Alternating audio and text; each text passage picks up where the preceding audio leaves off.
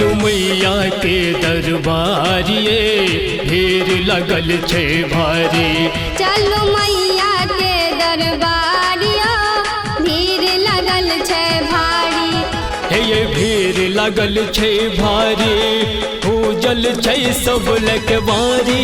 हे यो भीड़ लगल छे भारी पूजल छे सब लकवारी।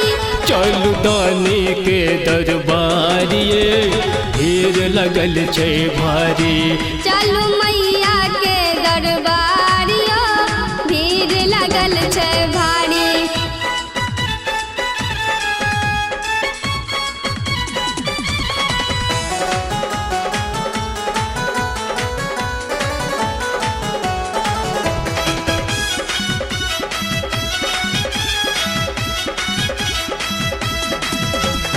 सबके बेरा पार करे छे सोने सबके पुकारिए।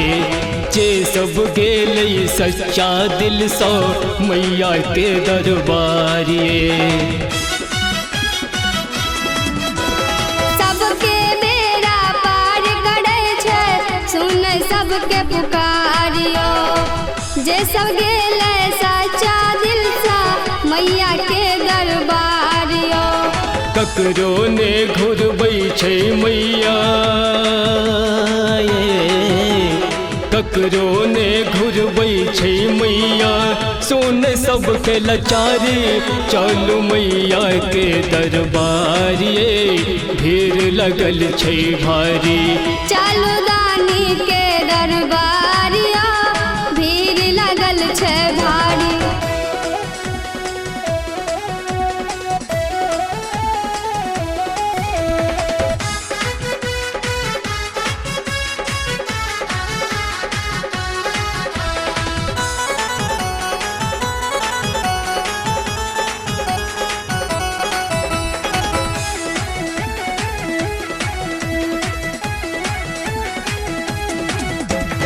निर्धन के धनवान बनावे कोढ़ी के देखाया।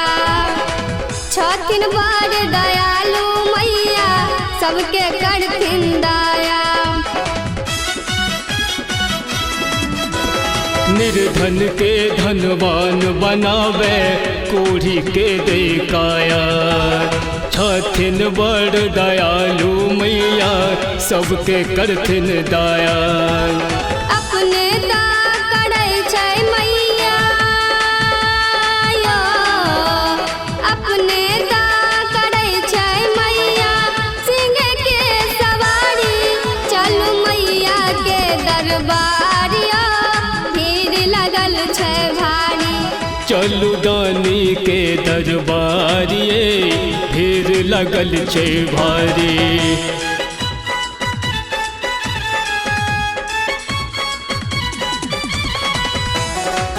अपने सुन रहल छी MM प्रोडक्शनक प्रस्तुति।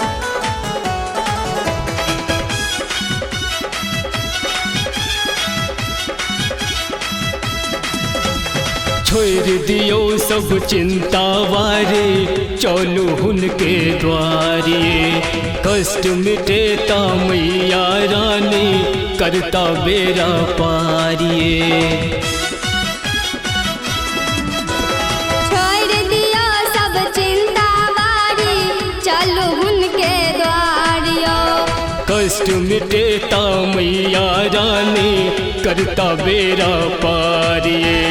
राम रंगेला और संग रूपा मन जय लिखे माँ के भजनिया मन में विचारी।